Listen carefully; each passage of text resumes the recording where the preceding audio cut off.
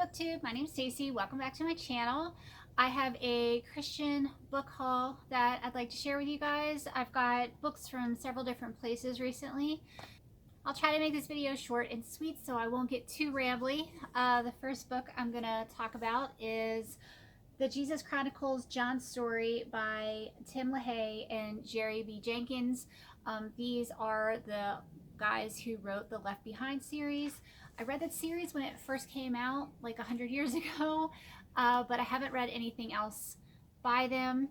This is about the Apostle John when he is about 90 years old, and God tells him to write his gospel or write his story of what it was like when he was with Jesus, and he also wrote Revelation. So that is what this book is about. I haven't read it yet. I also forgot to mention I picked this one up at Goodwill.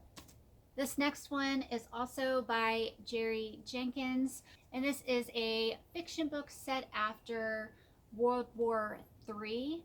It says, after World War III, world leaders resolved as never before to eliminate war. The global conflict killed millions and wiped out entire countries. All nations agreed to eradicate the most serious threat to the world, religion. And this is, I want to say it's a trilogy. I know this is book one. I'm not entirely sure how many is in this series though, but I am very much looking forward to reading this one. And this I picked up at the used bookstore Second and Charles. This next one I got at Second and Charles also. This is a YA book called House of Dark Shadows by Robert, I'm going to butcher this, Leparulo. I don't know how to say that. I will write this down below in case you're looking this book up. This is a supernatural Christian fiction about a family that moves to a haunted house basically in the woods, and the main character is a 15-year-old. I don't know how much I'm really going to like this one because it is YA, and I'm not typically a fan of YA stuff, but I'm a fan of haunted house and supernatural stories, and I would really like to see how they put a Christian spin on that. So I've never read anything from this author, but it is blurbed by Ted Decker down here at the bottom. So I'm going to give it a try and see what I think. This also says book one, and I don't know how many are in this series either. These next four books are all Christian nonfiction that I picked up at christianbooks.com. This first one is Gentle and Lowly, The Heart of Christ for Sinners and Sufferers by Dane Ortland. This has been all over the internet. I know around Christmas time a ton of people were posting this on Instagram. I've been seeing it everywhere.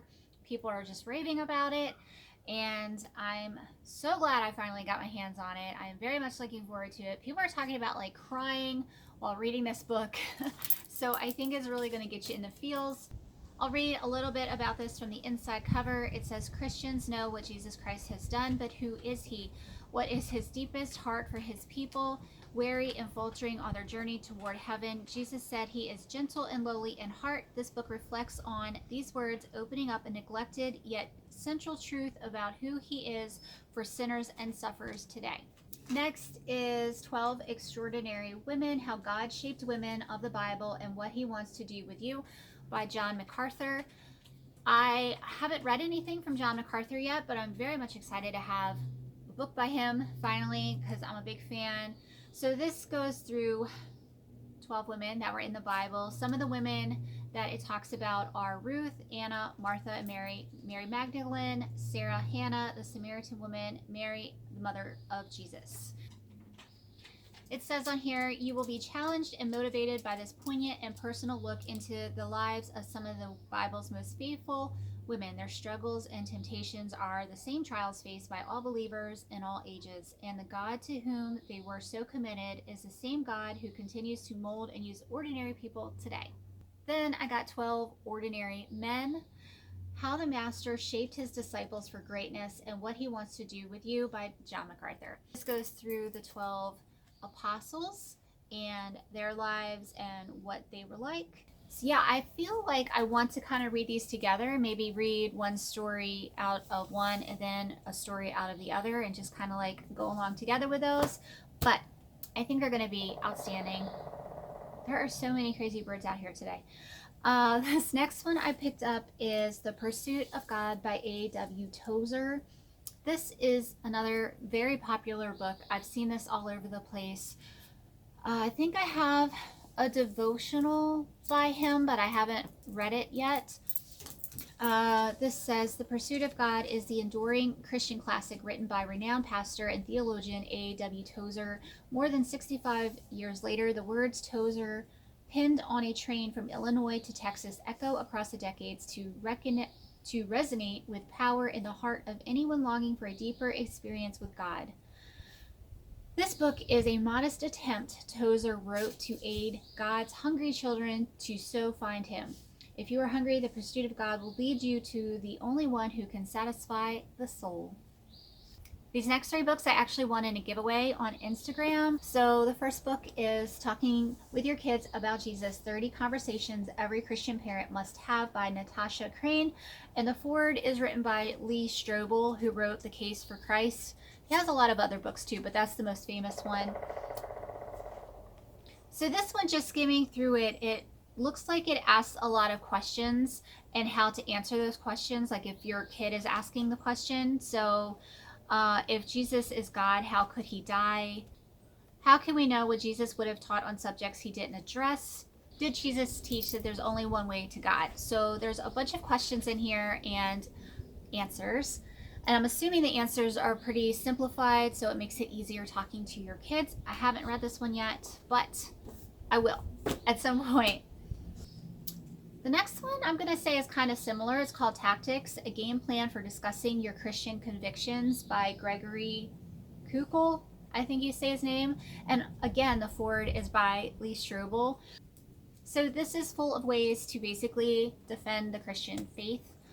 And I think this is going to do me a world of good because a lot of times I find it really difficult to have conversations or speak clearly, and I lose what I'm saying very easily. I have ADD, so I don't know if that's a part of it, but I feel like this will help me be more clear and concise if I'm having those kinds of conversations with unbelievers. And then tying into that, another thing that I won, which I'm so appreciative about, is the Apologetics Study Bible.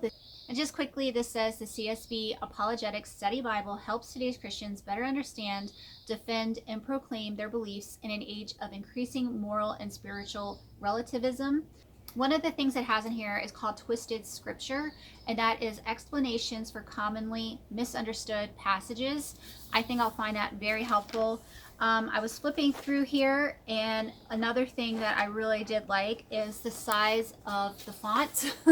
Because I have pretty bad eyesight, and I think this is nice, big, bold font. I think it's 9.5 is the size.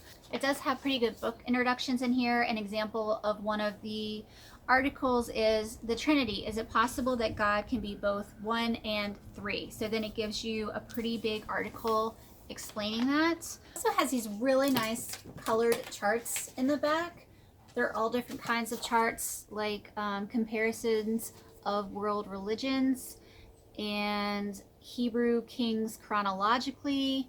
It has maps in it. I love this Bible so much. I'm so excited to get into this. iLibrary's just reopened back up, and I couldn't be more excited because I am a huge library person. I used to go to the library at least once a week, even if it was just to wander around.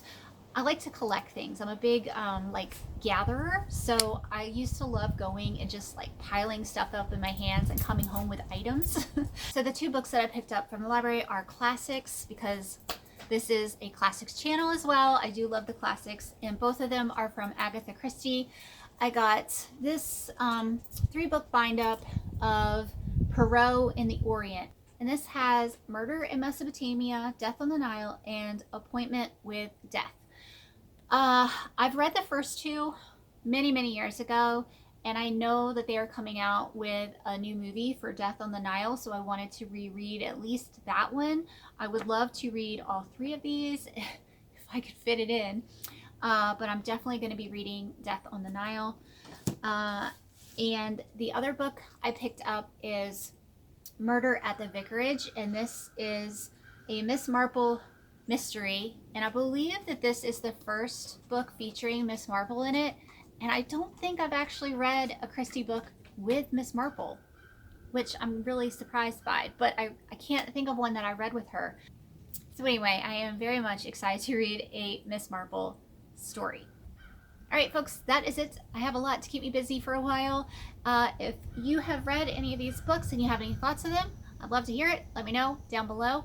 I hope you all have a blessed week, and I will talk to y'all later. Bye.